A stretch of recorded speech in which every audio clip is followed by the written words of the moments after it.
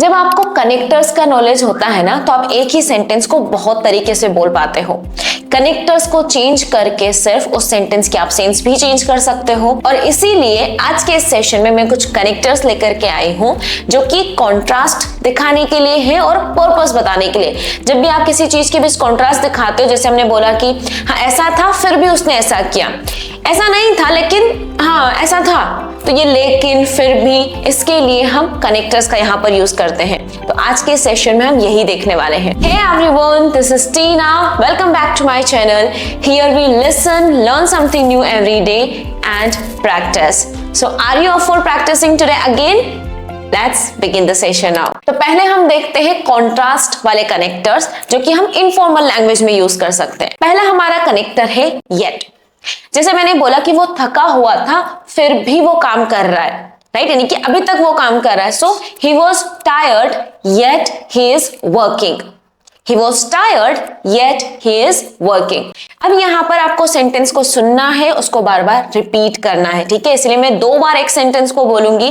पहली बार में आपको सुनना है, सेकेंड टाइम में आपको उसे रिपीट करना है, इमिटेट करना है मुझे, ठीक है। दो, The task was tough though I managed to finish it. Task tough था हालांकि मैंने उसे पूरा कर दिया। The task was tough though I managed to finish it. The task was tough though I managed to finish it. अब इसे ऐसे भी बोल सकते हो, अगर आपको ये कहना है कि भले ही टास्क टफ था मैंने उसे कंप्लीट कर दिया, तो यहां पर आप दो को आगे लगा सकते हो। आप बोल सकते हो though the task was tough I managed to finish it. Though the task was tough I managed to finish it. Next is instead. जैसे आपने बोला कि मैं पार्क नहीं गया, इसके बजाय मैं घर पर ही रुका था, तो I didn't go to park. Instead, I stayed at home. I didn't go to the park. Instead, I stayed at home. Next is even though. ये सेमी फॉर्मल होता है, इसे आप फॉर्मल लैंग्वेज में भी यूज कर सकते हो, इनफॉर्मल में भी यूज कर सकते हो। जैसे आपको बोलना हो कि हालांकि वो देर से आया था फिर भी उसने काम पूरा कर दिया। So even though he was late, he still managed to complete the task. Even though he was late, he still managed to complete the task. Next is while. ये भी सेमी फॉर्मल होता है, इसे भी आप फॉर्मल और informal दोनों language में यूज कर सकते हो। तो जैसे आपको बोलना हो कि मुझे वीडियो गेम खेलना पसंद है और वहीं पर या फिर जबकि मेरी बहन को पढ़ना पसंद है। So I enjoy playing video games while my sister prefers reading books. या फिर studying. My sister prefers studying or you can say my sister likes studying. Next is on the contrary.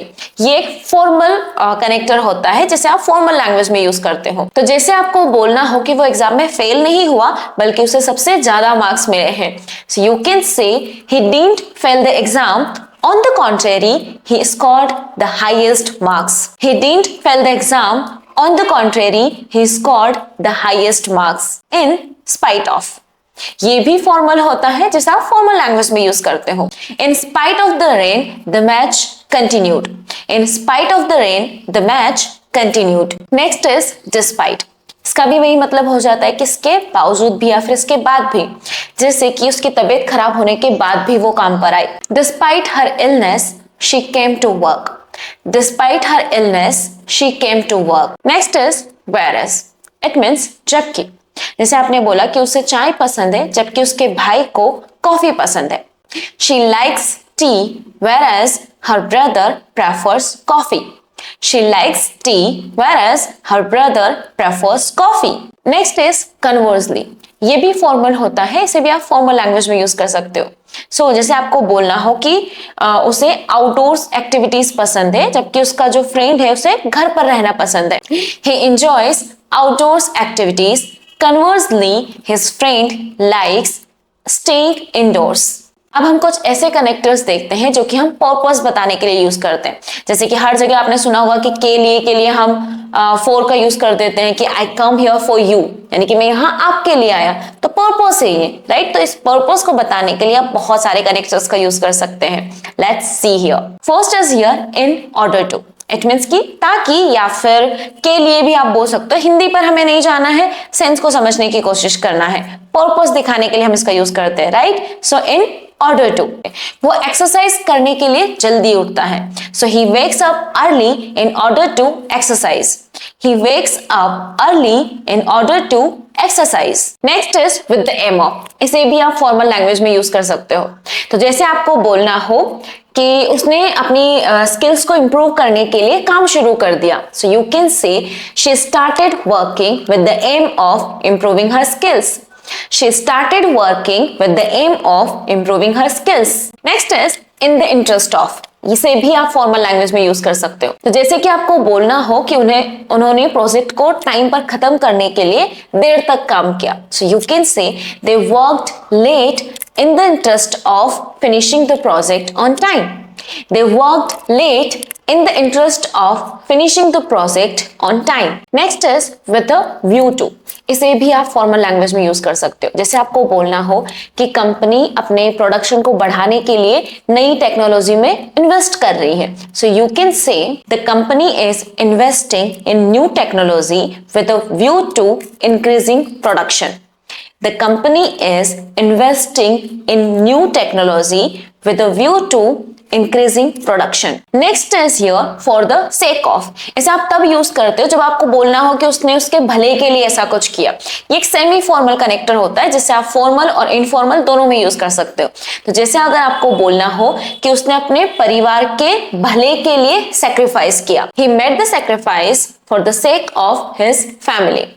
He made the sacrifice for the sake of his family. Next is for, जिसे हम बहुत use करते हैं, right? यानी कि जिसे आप हिंदी में आप पहचानते होंगे के लिए की सेंस में, लेकिन ऐसा जरूरी नहीं है, राइट? फॉर को हम और भी सेंस में यूज करते हैं, बट यहाँ पर हम पर्पस के लिए से यूज कर रहे हैं.